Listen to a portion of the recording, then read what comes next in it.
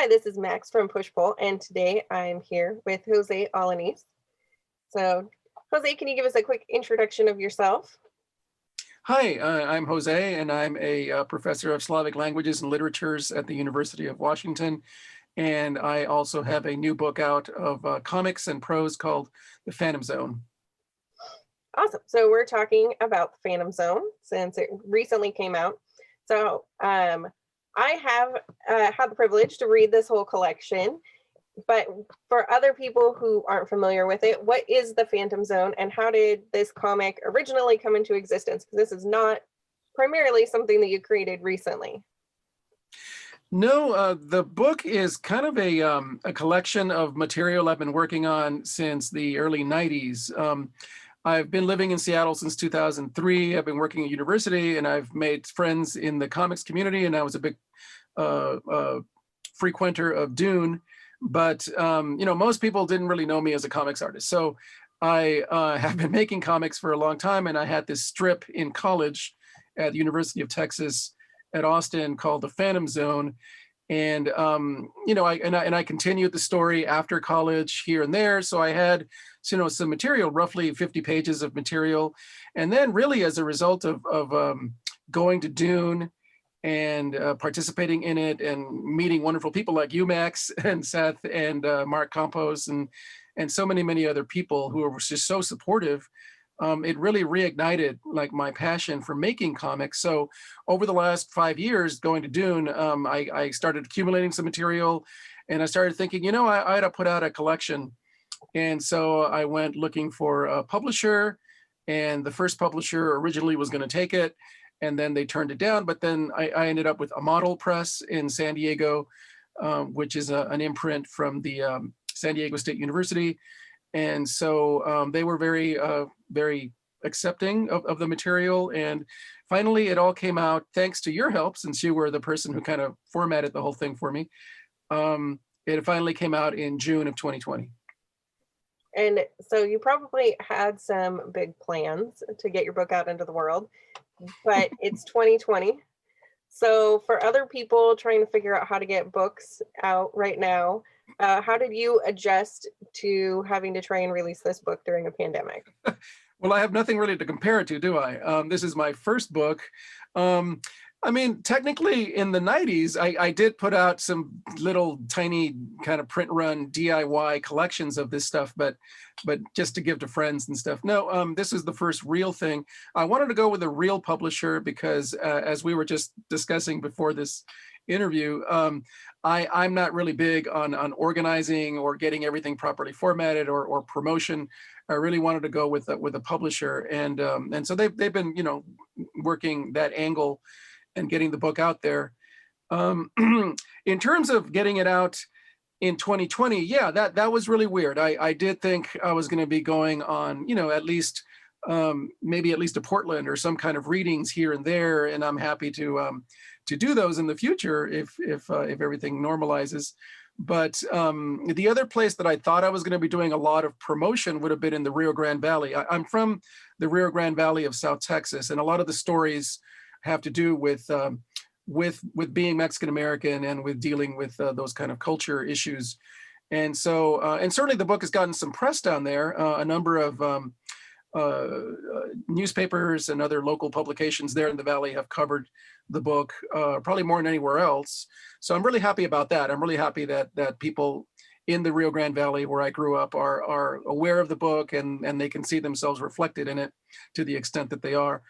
But apart from that, I've just been doing things like this, obviously kind of some online stuff. Mauricio Cordero, who is an artist and an organizer and an activist in where does he live? I believe Massachusetts. He has organized another collection called Border X, which deals with material devoted to the border crisis and the immigration crisis. And I contributed some stuff to that. So I participated in an event with him where I talked about my work. But it's, it is obviously more of a challenge to get out there. and I certainly hope that people are hearing about the book and that they will pick it up. Great. And so the Fandom Zone that is the main comic that's in there takes up about half the book, but there's also other work in there. So how did you figure out, you also mentioned there's prose in there. So how did you fit prose in? What comics did you decide went with it? Like, how did you decide what you wanted to show, as this is almost 30 years of work? Yeah, I was actually thinking about this question because I think here I do have some advice for people who are starting out. Don't make the mistake that I did. So originally, when I was approaching the first publisher, I'd rather not name them, but I was thinking that this is going to be a career spanning, even though I haven't really had a career, more or less. It was going to be a career spanning collection, and I kind of threw everything in there. I had a number of short stories, I had a number of comics, and a lot of different things, and it really didn't hang together very well. So I think part of what the problem was for the original publisher, and this is what eventually came out, because they did work with it. They were very encouraging. They tried to they had me redo it kind of along to reorganize the material more thematically, whereas I had kind of done it chronologically. And so anyway, there was a lot of just kind of different ways. Ultimately, the publisher felt that it just was not going to work for them, and I understood. And so what I did was just really cut back on a lot of the material.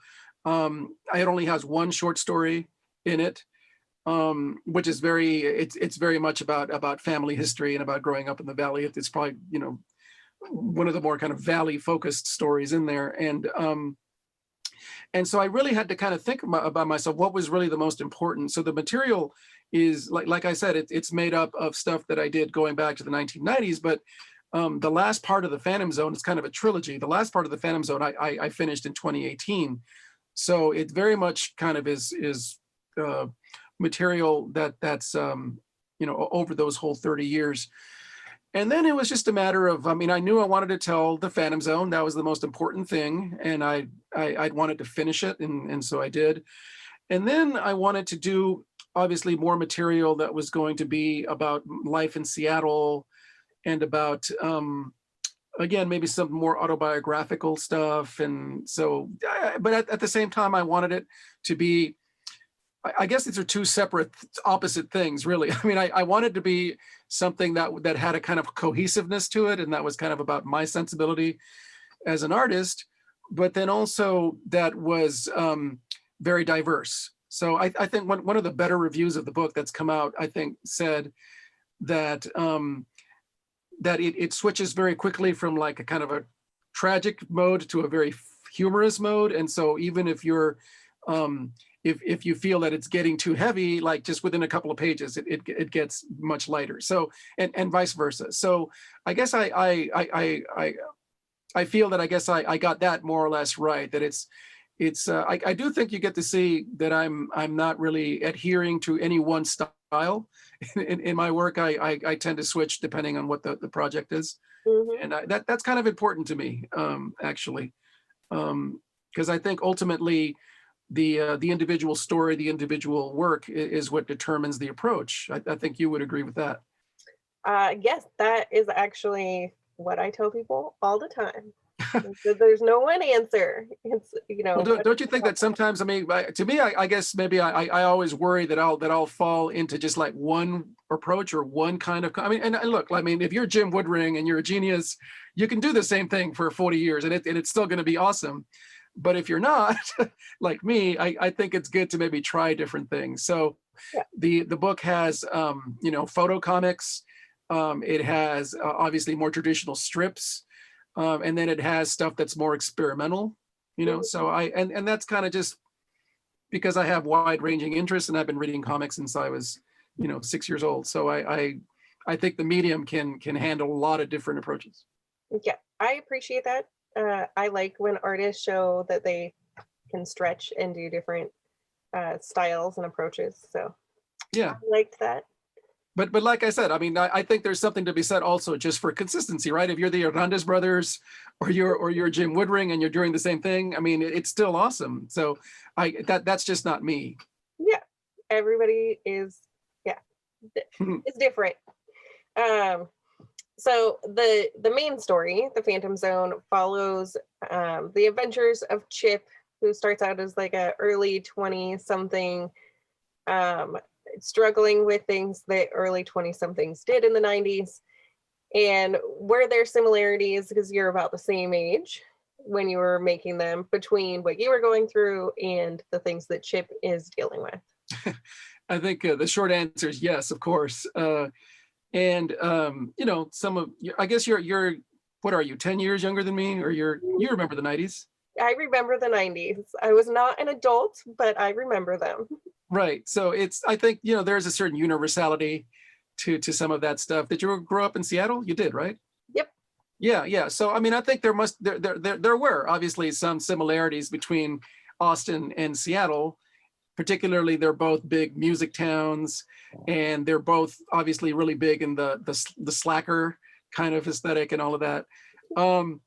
But yeah, no, I clearly, of course, a lot of this material was autobiographical, but it's the Phantom Zone came about really as a out of desperation, like a lot of stuff comes out. I think for artists, I was working the comics page, and by the way, this was a golden age for comics at the Daily Texan, the University of Texas newspaper, in the mid to late 80s and early 90s, when you had just fantastic people, including Chris Ware, who was doing his first work on that page. People like, I believe his name was Mark Trujillo, who's gone on to do some painting and other kinds of work, but it was incredible, phenomenal cartoonist. Robert Rodriguez, who has since gone on to become a film director, and just a lot of incredible people. Tom King, Jeanette Moreno, John Keane, Van Garrett, just it was amazing. Like, you would open up the newspaper and you would go to the comics page and everything was like brilliant, and it's hard to describe, but it was great. So I kind of came in very late, like in the early 90s, to that. I was lucky to get accepted, and it was just a great privilege, and my work could not measure up, frankly, to what those people were doing. And that's not just like false modesty. I mean, these people were phenomenal. So I was just very happy to get in. And so I didn't start doing the Phantom Zone, but I started with other things. And then at a certain time, I started running out of ideas, and I decided, like, I got to do something. And so like many people who start off, you start drawing on your own experiences. But the actual genesis of the strip is in another strip called Celibate by Default, which I did with my friend Luke Garza back then. And it was kind of the idea, it was going to be a lot more surreal. It was more like more of a gag strip, and more of just dealing with life as a 20-something in a more light key. And that only lasted a couple of episodes, and then I decided to go off on my own and start over. And the story does deal with life after graduation and college, and you know, it still has some surreal touches, like a talking cat, but by and large, it's dealing with even kind of heavy stuff like a breakup, and with things like trying to find a moral purpose in life. And ultimately, the character Chip decides to leave Austin and all his friends and his family and everybody he knows to go to work internationally in Africa with the Peace Corps. So, and all of the ways that people, you know, respond to that, and how even when you're trying to do some good in the world, you're also hurting the people that you're closest to, who feel that you're abandoning them. And so it's kind of exploring those sorts of ideas. Some of it is, like, again, hits kind of close to home.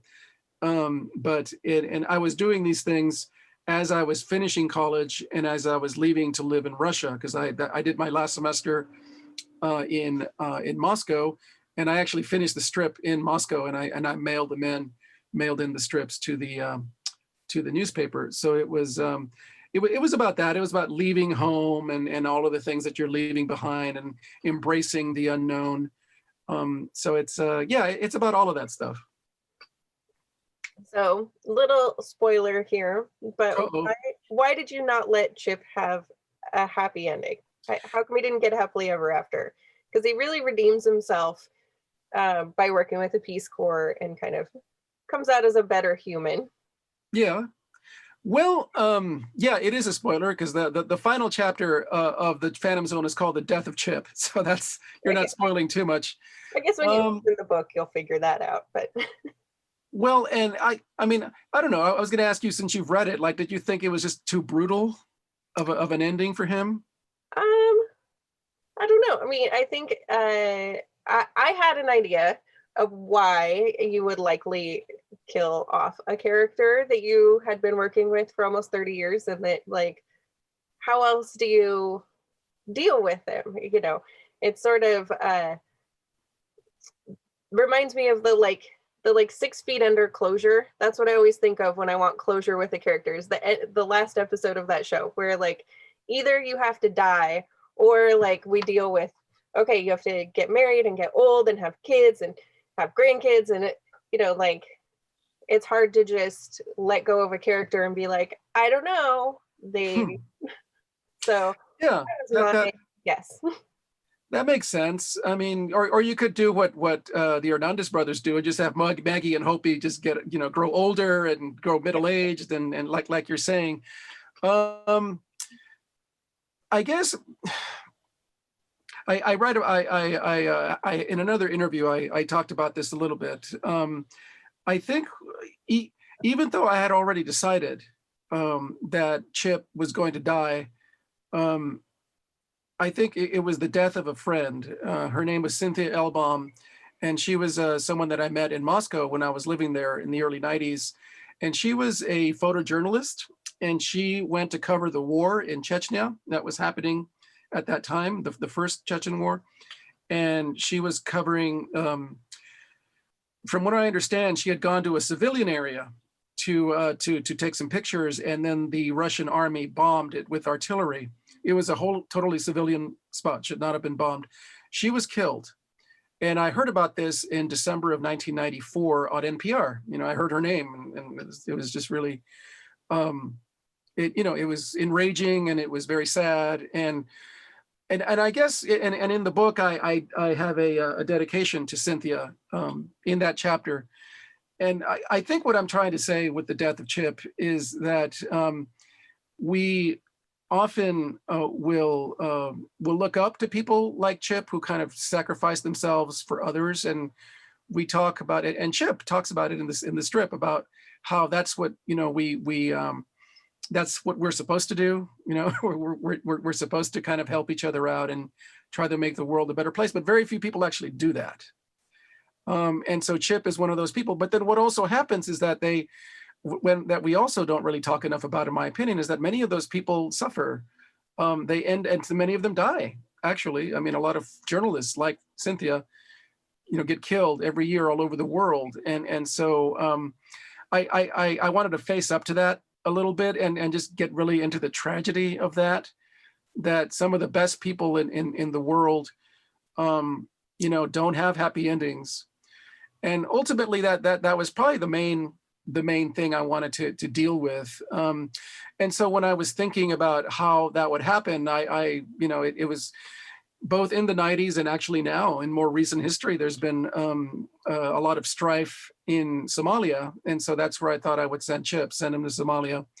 And I did do a lot of research on Somalia in that period, and just try to get those details authentic. I leave it up to others to see if I did an okay job. But I was also really aware, Max, this time, because I do have one character in there in the death of Chip, who is it's a little bit unclear exactly what she is. She's clearly a local, but she also seems to be maybe from France, because she speaks French, but Amina. And so, she's a Black woman, and it was, obviously, I think you can relate to this, right? As people who are not of that ethnicity or of that culture, we want to try to represent them respectfully, and try to get things, right as much as we can. And again, that's probably the part about death of Chip that I'm most worried about, that I somehow misrepresented Somalia, or did something bad there. So hopefully it worked out.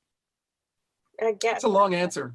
I don't have any short answers. Sorry. that's okay. No, long answers are good, because I think people do worry about writing about cultures and places that they've never been. So how did you for people who are looking to do that, how do you approach that research?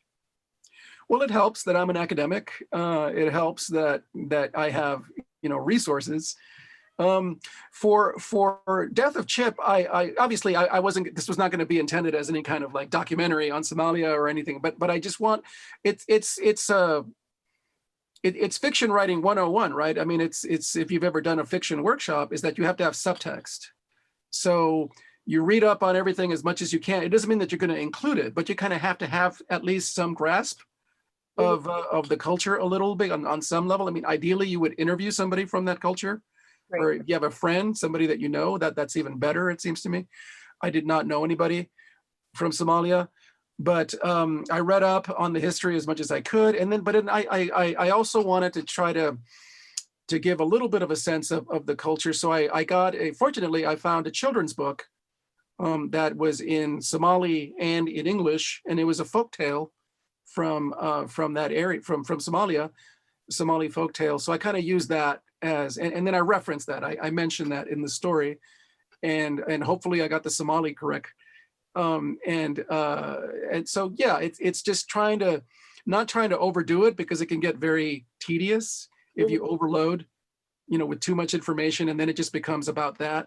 But at the same time, I wanted to indicate that Chip is literally kind of a fish out of water. He's not anywhere near his home, and it's a dangerous place.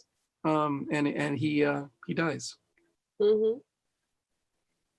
So let's see. What would you have done differently now that you're 5 months out from having released this book? If you could go back to June, is there anything that you would do differently, or advice that you would give to other people trying to get their comics gathered together and printed? Well, I mean, I think they should find someone like you, obviously, who can work with the technology to make it look great. So I certainly thank you for that. Again, I obviously I have a lot of privilege, and I'm able to pay, right, for people who know what they're doing. I realize not everybody can do that, and yes, in an ideal world, I would learn Photoshop, and I would learn how to do all of these things myself. But it's really more a matter of just the time for me, and I'd much rather just have somebody else do it for me as much as possible. In terms of this work, I guess I do regret that I think I overdid it in terms of the streamlining. I probably could have included a little bit more material, especially since I had no control over this. But the publisher made it a book that costs, I believe, $18.99 or $18.95, something like that. That's a little bit higher than I thought it was going to be. So I probably would have included more pages just to make people feel like that they're getting their money's worth. I also probably would have included one more prose story, but again, that's probably the biggest regret, because the story that I include is a little bit more. It's I don't regret including that story, and I don't regret writing it, but it is a little bit more sappy. It is a little bit more. I don't know if you read it, but it's about my grandmother, and it's about it's got a nice very nice little happy ending at the end and all of that. But I have more real stuff than that. Mm-hmm. There's a short story. It's not really a short story. It's actually kind of it's a nonfiction kind of piece about my grandfather, who passed away in 2016. And my grandfather, I loved him, and I'll always love his memory, but he was far from a perfect human being, and he did some bad stuff, and I kind of get into some of that, and it's some of it is based on recordings that I did with him, and it's the kind of story where there were family members who read that story about my grandmother, and they were all very happy, and they enjoyed it. They would not have been happy to read this story about my grandfather. They would have maybe gotten pissed off, and so I kind of wish that I had included it, because it's more the kind of material that I'm doing now. I think we want to talk about Mexican American culture, and we want to talk about our forebears and our forefathers, and I'm certainly very family oriented myself. That's probably one of the things about Mexican American culture that I've really retained really, really strongly. At the same time, I'm not into idolizing, my grandparents and my parents. I'm into looking at them as human beings, as flawed people. And so this story that I wrote actually very recently in 2018, I think would have made for a nice corrective to that more hazy, idealized image of family in the story that I do include. I'm hoping to keep going and produce more books. It's a matter of obviously finding stuff. I might be asking you, in fact, for more advice, maybe on a little bit of self-publishing, but because I do still have a lot of material, including a lot of material from the 90s that didn't make it into this book. And I'm working on a comics journalism project that deals with the border crisis, particularly the wall, the border wall, because I did grow up in the Rio Grande Valley along the U.S.-Mexico border. And so I've gone down there a few times and I've done a number of interviews. So I'm putting some of that together. Hopefully I can get that out sooner rather than later. That sounds like a great collection. And I've seen a little bit of what you've created on that. So I would definitely be interested in seeing the rest of what you've got to say. Yeah. So I'm happy with that. This collection came out and that I did it. But like I said, a lot of that material that didn't make it into the original collection, which is a lot more all over the place. That material some of that material I want to use in the because a lot of it is autobiographical dealing. So in this project with the border wall, it would also be kind of like what it's like to grow up in the Rio Grande Valley, which a lot of people don't know about.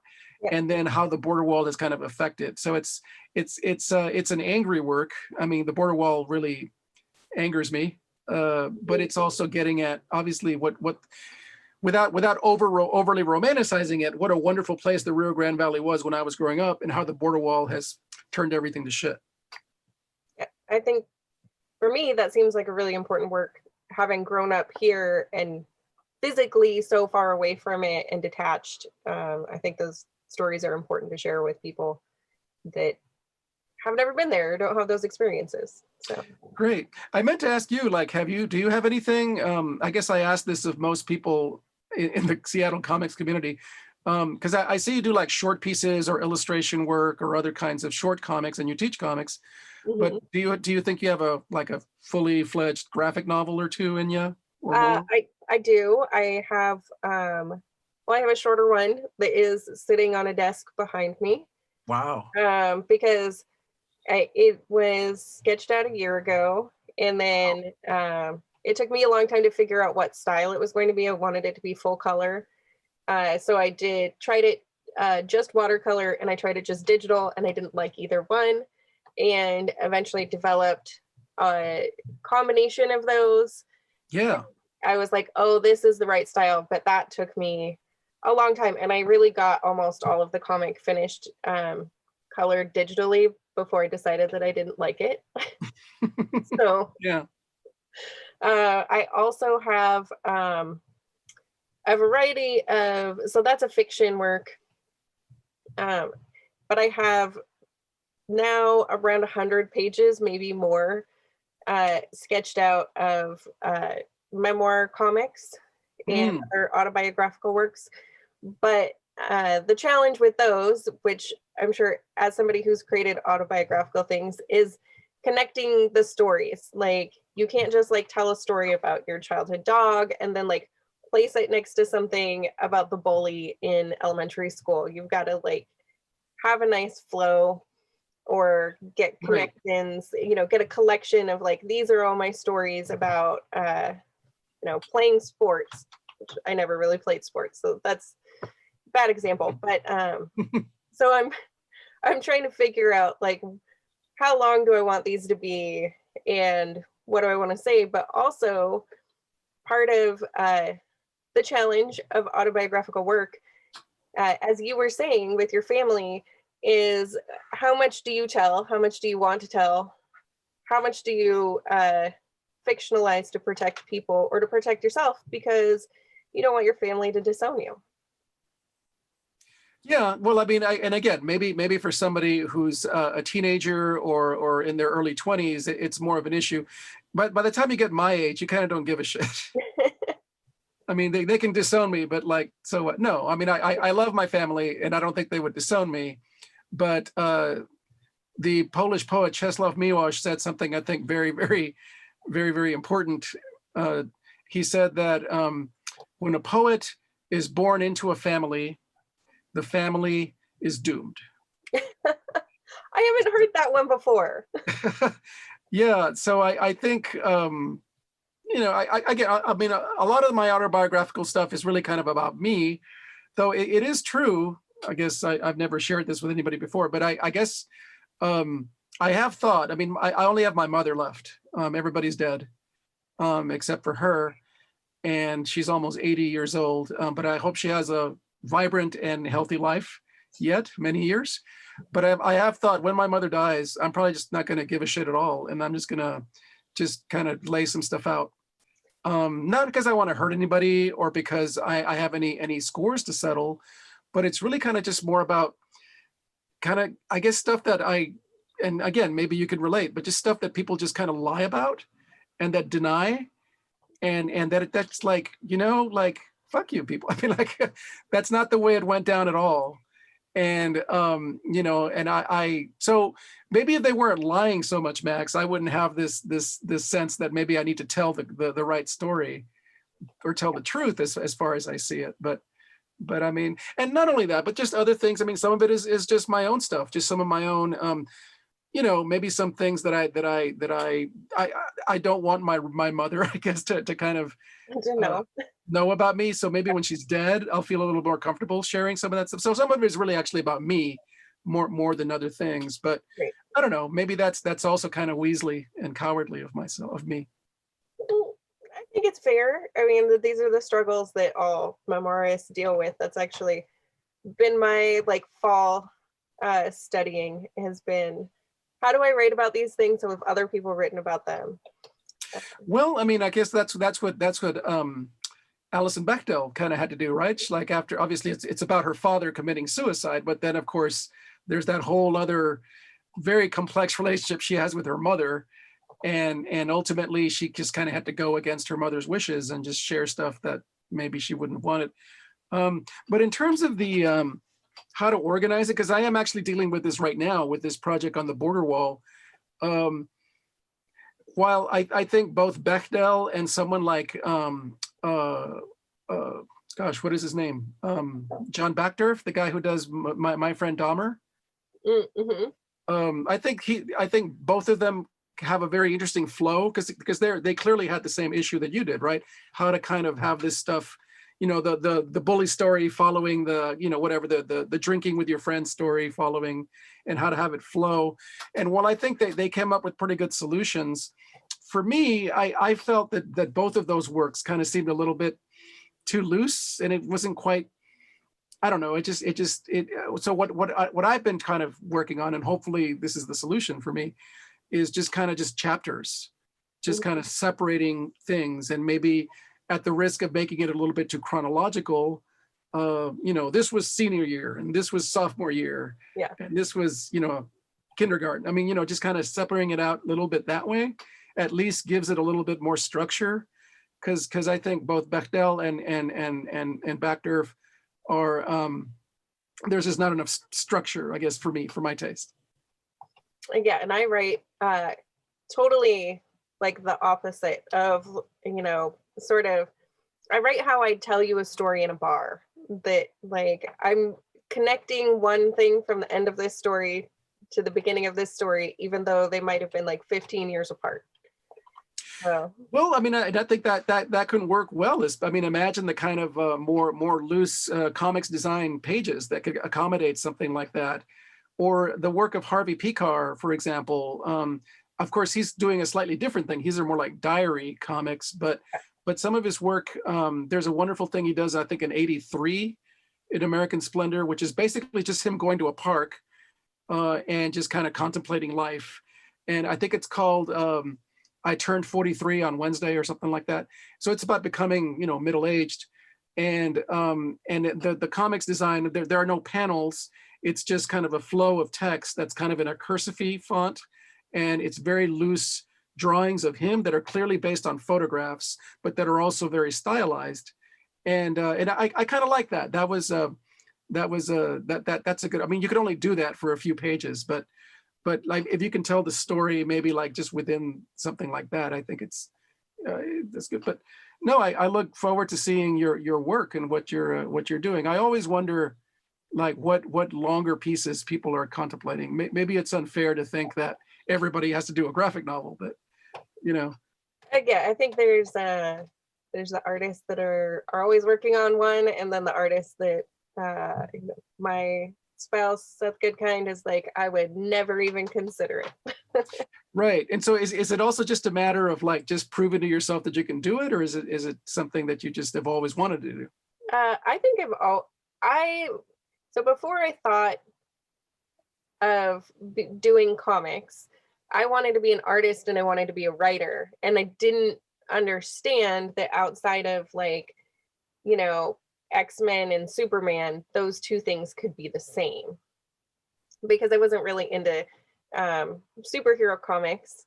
I'm a big fan of superhero movies, but the comics are kind of, you know, so as I got older and I like discovered indie comics, mostly in the back of the Rocket and the Stranger, and was like, oh wait, you can just like do whatever you want. So I put together kind of in high school that like, oh, you can do, you know, your writing can be in pictures. But my first ideas were really, I want to do these two things separately. It wasn't later till I figured out that I wanted to do them the same. But my mother wanted to always, she was going to be a writer. She ended up being a technical writer. So, you know, she still writes. It's not as exciting as I had dreams of her writing, you know, huge fantasy novels, because that's what we would read together. But her career went in a different direction. So I thought I was going to be a writer, like she was going to be a writer, you know, as you do as a young child, where you're like, adopt your parents' fantasies. Yeah. Well, that's great. I grew up a little bit differently. I was the first person to go to well, not the first person to go to college, but the first one to get a PhD in my family. And my mother didn't finish high school, and my father only had a high school education. But it is interesting because they both, you know, could tell stories. And interestingly, my mother has always had very beautiful handwriting, and I have her letters, and I look at her letters, and there is I obviously, you know, they didn't have the same opportunities that I did, and but I would like to think that all of us kind of maybe get some of our talents, whatever they may be, with whatever that we develop them at, but we probably get some, you know, at least some of it from our parents, and in your case, that's pretty clear. Yeah. It's funny you bring up handwriting, because I think my handwriting is like an exact cross between my parents. Wow. My dad always writes in like very nice all capital block letters, and my mom has very curved handwriting. Well, there's a nice little thing to write about in your comics. I mean, right? Okay. Like even something like the quality of your handwriting, I think is, and what that says about your family. Sounds like a nice little thing. I guess probably nicer than what I've been assigning my students recently. Oh, yeah. Well, that's the other thing. I mean, I